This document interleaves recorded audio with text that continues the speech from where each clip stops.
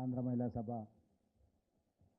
Trust ఆధ్వర్యంలో doctor Durgabai Deshmukh గారి ఆలోచన విధానాలకు అనుకూలంగా నడుస్తున్న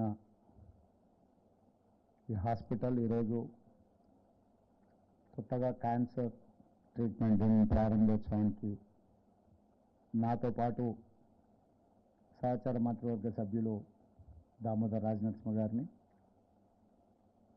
Telangana state government advisor Mohammad Ali Shabbir గారిని, హనుమంతరావు గారిని, మిగతా ముఖ్యులందరిని ఆహ్వానించి ఈ కార్యక్రమాన్ని ఏర్పాటు చేసి ప్రజాసేవలో పేదలకు నిరుపేదలకు వైద్యాన్ని అందించడంలో మరొక అడుగు ముందుకేసిన ఈ సంస్థ యొక్క చైర్మన్ ఎస్వి రావు గారిని మనస్ఫూర్తిగా నేను అభినందిస్తున్నాను.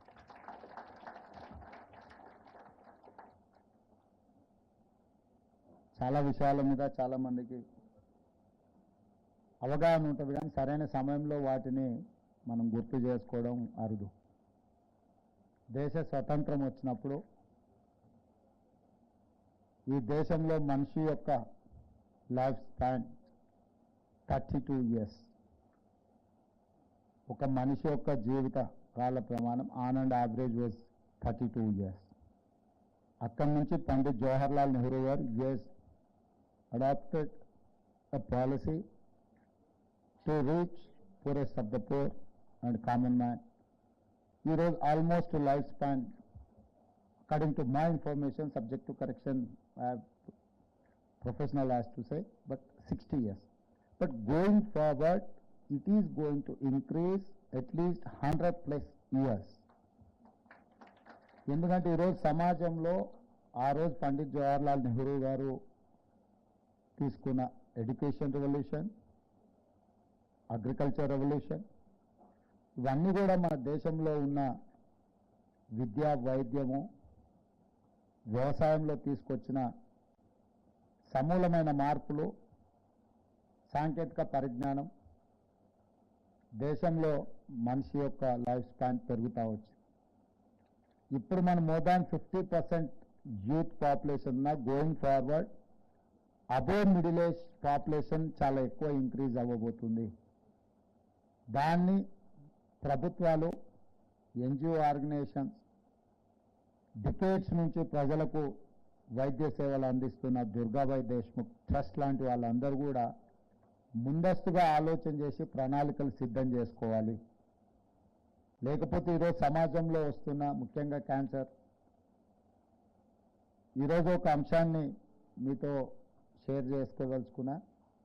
ఈటీవీలో ఒక సీనియర్ జర్నలిస్ట్ నారాయణ అని నాకు మంచి మిత్రుడు, అతను క్యాన్సర్ ఉంది, అతను కంటిన్యూస్గా ట్రీట్మెంట్ జరుగుతుంది. రీసెంట్గా నాకు సీఎంఓలు వచ్చి కూడా కలిస్తే అతని ట్రీట్మెంట్ 64 lakhs ఏదో అవుద్ది అని అంటే కూడా ముఖ్యమంత్రి సహాయ నిధి నుంచి మేము సహాయం చేద్దాము, ఏ విధంగా అయినా అతన్ని బ్రతికించే ప్రయత్నం చేద్దాం అనుకుంటే అతను 4th stage వచ్చిందని కుటుంబ సభ్యులకు భారం కాకూడదని ఈరోజు బిల్డింగ్ పై నుంచి దూకి ఆత్మహత్య చేసుకున్నాడు.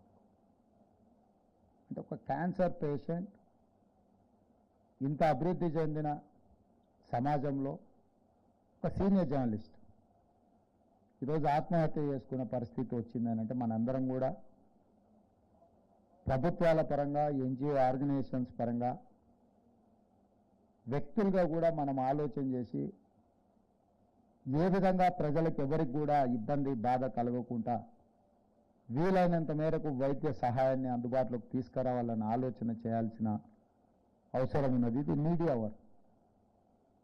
అందుకే మా ప్రభుత్వం వైపు నుంచి మధ్యకాలంలో ఇప్పుడు కరువు వల్ల లేకపోతే ఆహార సమస్య వల్ల చనిపోవడాలు ఇవన్నీ తగ్గినాయి. ఎందుకంటే సమాజంలో ఒక రెవల్యూషన్ వచ్చింది. ఇప్పుడు కావాల్సిందల్లా education and health. Quality education ఇవ్వాల్సిన బాధ్యత ఉంది. క్వాలిటీ ఎడ్యుకేషన్ ఇస్తే ఎంప్లాయ్మెంట్ ఆటోమేటిక్గా ప్రపంచం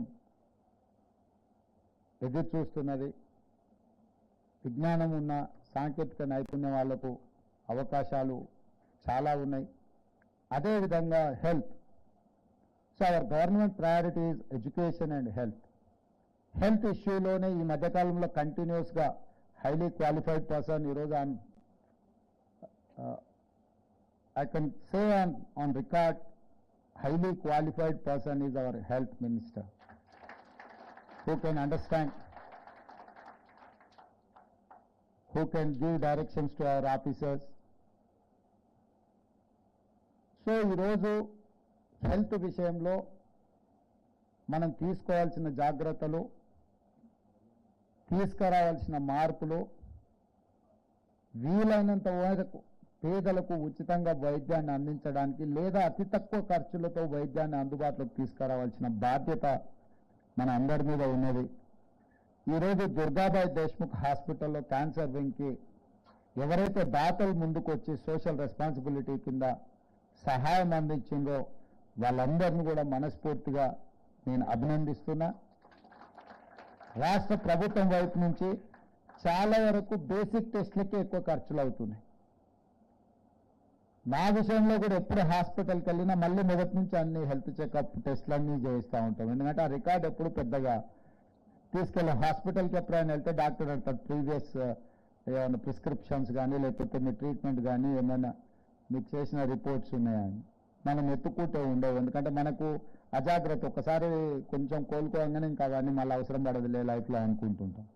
అందుకోసం ఇవన్నీ ఆలోచన చేసి I told my colleagues, family digital health, ప్రతి ఇండివిజువల్కి ఒక హెల్త్ ప్రొఫైల్ క్రియేట్ చేయాలి. ఈ తెలంగాణ రాష్ట్రంలో ఉన్న 4 కోట్ల ప్రజలకు ప్రతి ఒక్కరికి ప్రభుత్వం తరఫున ఫస్ట్ హెల్త్ ప్రొఫైల్ క్రియేట్ చేయండి, దాన్ని డిజిటలైజ్ చేయండి. దానికి ఒక యూఆర్ కోడ్ ఇచ్చి ఒక నెంబర్ ఇస్తే ఫ్యామిలీలో కూడా ఆ ఫ్యామిలీతో పాటు ఆ ఫ్యామిలీలో ఈచ్ ఇండివిజువల్ హెల్త్ ప్రొఫైల్ను డిజిటలైజ్ చేస్తే గోయింగ్ ఫార్వర్డ్ డాక్టర్స్ కానీ హాస్పిటల్స్ కానీ అతను గతంలో ఏ రకమైన సమస్యలు ఉన్నాయి, ఏ రకంగా డాక్టర్లు ట్రీట్ చేసిన, ఎందుకంటే మనం కంటిన్యూస్గా కొద్ది మందికే ఫ్యామిలీ డాక్టర్స్ లేకపోతే దగ్గర వాళ్ళ దగ్గరికి వెళ్తాం, లేకపోతే ర్యాండమ్గా ఏదో ఒక డాక్టర్ దగ్గరికి వెళ్తాం. అతనికి చెప్పగలిగినంత మనకు చెప్పే గుర్తు ఉండకపోవచ్చు, లేదా అంతసేపు వినడానికి ఆ డాక్టర్కి సమయము ఉండకపోవచ్చు. అందుకోసమని ఒక డిజిటల్ హెల్త్ ప్రొఫైల్ క్రియేట్ చేస్తే సింగిల్ క్లిక్లో అతనికి ప్రీవియస్ హిస్టరీ అంతా అందుబాటులోకి వస్తే నెక్స్ట్ ఏం చేయాలన్న డాక్టర్కి కొంత వెసులుబాటుగా ఉంటుంది.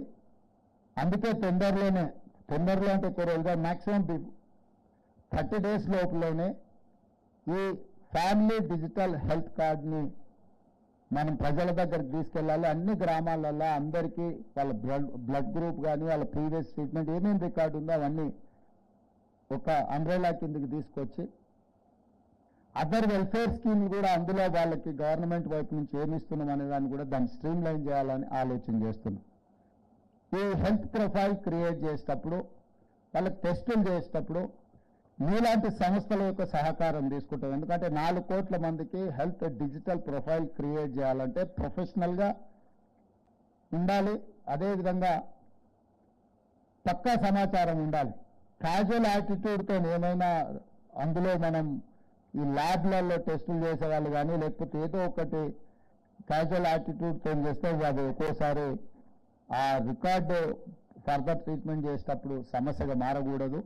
దీంట్లో మిత్రులు దామోదర్ రాజనరసింహ గారికి నా సూచన, నాన్ ప్రాఫిట్ మేకింగ్ ఈ హెల్త్ ఆర్గనైజేషన్స్ ఏవైతే ఎన్జిఓ ఆర్గనైజేషన్స్ సేవలు చేస్తున్నా వాళ్ళందరితో కూడా ఒకసారి ఒక మీటింగ్ ఏర్పాటు చేయండి. వాళ్ళందరితో మనం కలిసి వాళ్ళ అనుభవాలను కూడా మనం తెలుసుకుంటే ఏమవుతుందంటే ఇంకా బెటర్గా మనము ఏ విధంగా అందించగలము, ప్లస్ వాళ్ళని ఇన్వాల్వ్ చేసి ఏరియా వైజ్ వాళ్ళకు ఒక ఏరియాని వాళ్ళకి అప్పచెప్తే ఆ ఏరియాలో ఆ ట్రీట్మెంట్ చేయడానికి కానీ మన దగ్గర ఉన్న ప్రైమరీ హెల్త్ సెంటర్స్ లేకపోతే ఏరియా హెల్త్ సెంటర్స్లో వాళ్ళు ఎస్టాబ్లిష్మెంట్ చేసి అక్కడ ఒక ఎక్విప్మెంట్ లేకపోతే అక్కడ టెస్టులు చేయగలిగిన అవకాశం ఏమున్నది అనేది కూడా అన్ని రకాలుగా టెస్టులు చేసే దాంట్లో వీళ్ళ సపోర్ట్ తీసుకుంటే మనం వీలైనంత తక్కువ సమయంలో ఎక్కువగా పక్కా సమాచారాన్ని సేకరించడానికి అవకాశం ఉంటుంది. కాబట్టి ఇంపార్టెంట్ ఎన్జిఓ ఆర్గనైజేషన్స్ వాళ్ళు నాన్ ప్రాఫిట్ దీంట్లో పనిచేస్తున్న వాళ్ళందరితోని రాష్ట్ర ప్రభుత్వానికి ఒక సమావేశాన్ని ఏర్పాటు చేయండి.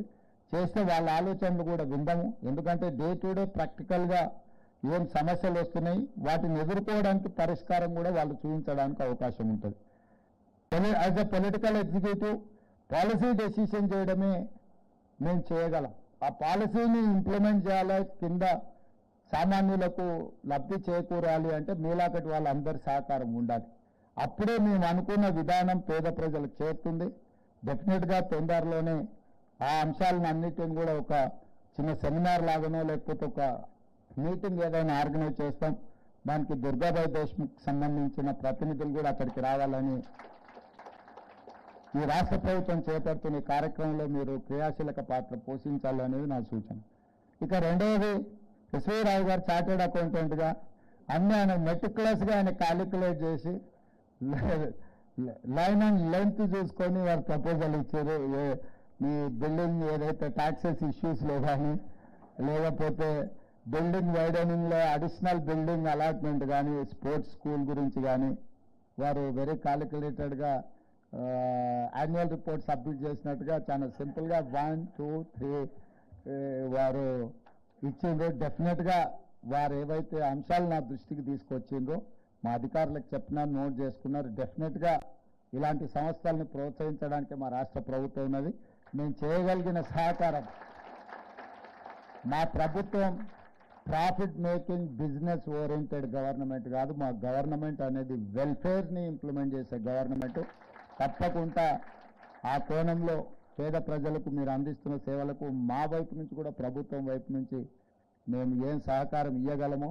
మీ స్పోర్ట్స్ స్కూల్ మాత్రం డెఫినెట్గా ఇమ్మీడియట్గా అనుమతిస్తాము. మా అధికారులకు నేను ఇక్కడి నుంచి ఆదేశాలు ఇస్తున్నా.